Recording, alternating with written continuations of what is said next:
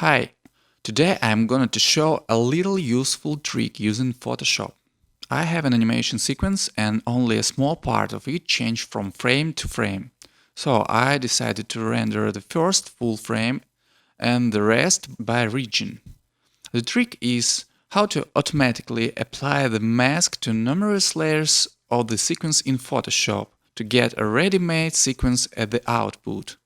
At the first, we have to open our animation sequence.